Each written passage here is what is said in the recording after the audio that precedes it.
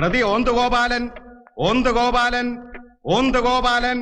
അഖില് വലിയ ആളാന്നല്ലോ ഒരു വിചാരം ഉണ്ടെന്ന് പറഞ്ഞു. ഞാൻ പറഞ്ഞു ഒരക്ഷരം ഇന്ത്യ നിന്റെ ചെവുക്കലടിച്ചാൻ പറയും. പക്ഷെ ഭയങ്കരമായ ആള്.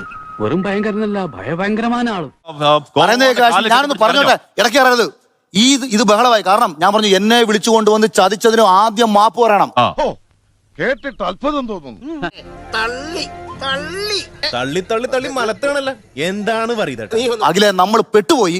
അഖില് തൃക്കാക്കര മത്സരിക്കാൻ പോകുന്നത് എന്നോട് ചോദിച്ചാൽ ഞാൻ സമ്മതിക്കും. അല്ലാതെ എന്നെ കുറ്റപ്പെടുത്തി സംസാരിച്ച ചെവുക്കലടിച്ച് ഞാൻ പറിക്കും. കുമാര തള്ളല്ല. എന്താ ശരിയല്ലേ? കറക്റ്റാ.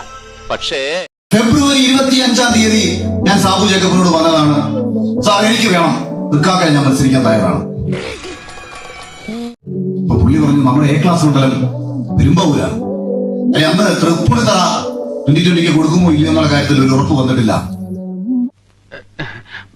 വെറുതെ എടാ വടി കൊടുത്ത് അടി മേടിച്ചിട്ട് നിനക്ക് ഉറക്കം വരില്ലല്ലേ? അപ്പൊ അദ്ദേഹം പറഞ്ഞു പെരുമ്പാവൂരാണ്, കുന്നത്തുനാട് കഴിഞ്ഞാൽ പിന്നെ നമ്മുടെ അടുത്ത എ ക്ലാസ് മണ്ഡലം. ഞാൻ പറഞ്ഞു അല്ല, നമുക്ക് തൃക്കാക്കര ജയിക്കാൻ പറ്റും.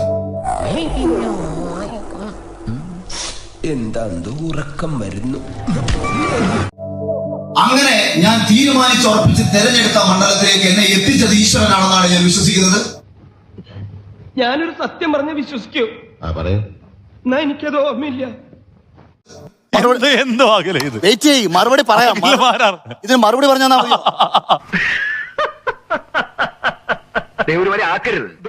ഞാൻ ഇതിന് മറുപടി പറഞ്ഞാൽ ഒരു മിനിറ്റ് കളിയാക്കി ചിരിക്കലല്ല, കാര്യമില്ല. ഞാൻ പറയുന്നത് ഇങ്ങനെയാണെങ്കിൽ ഞാൻ കളിക്കല്ല, ഞാൻ നേരെ ചിറാപുഞ്ചിയിൽ പോയി മണം വിൽക്കാൻ പോണു.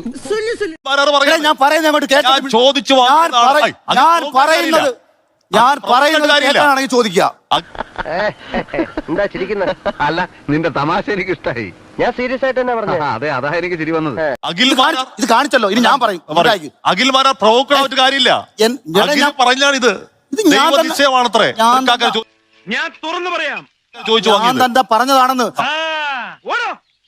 പിന്നെ ഒരു തെരഞ്ഞെടുപ്പിൽ മത്സരിക്കുമ്പോൾ ജയിക്കാൻ വേണ്ടി എനിക്ക് പലതും പറയേണ്ടി വരും. പക്ഷെ ഇത് സത്യമുണ്ട്, ഇതിൽ സത്യമുണ്ട് കാശ്മീർ. എന്റെ കാരണം ഞാൻ പറയാം, പറയുന്നൊന്ന് കേട്ടുകളാ നിങ്ങള്. നീ അല്ലേലും മനസാക്ഷി ഇല്ലാത്തവരാണ്. ഇക്കാര്യത്തിൽ എനിക്ക് നിന്നോട് യാതൊരു സഹതാപവും ഇല്ല. അത്രയ്ക്ക് നീ ഇവിടെ കിടന്ന് അഹങ്കരിച്ചില്ലേ? അത് പറ്റത്തില്ല. കാര്യം പുള്ളി അന്നേരം പറയുന്നത് ഇഷ്യൂ അതല്ലോ.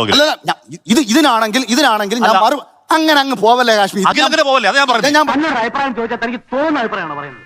പിന്നെ തനിക്ക് തോന്നിയ അഭിപ്രായം ഞാൻ പറയണം. 2 ദിവസത്തിനകം ഞാൻ കൂടുതൽ ശക്തി ആർജിച്ച് ഇവിടെ തിരിച്ചെത്തുമെന്ന് ഊന്നി പറയുകയാണ്. മതി, ഞാൻ വന്നിട്ട് തരാട്ടോ.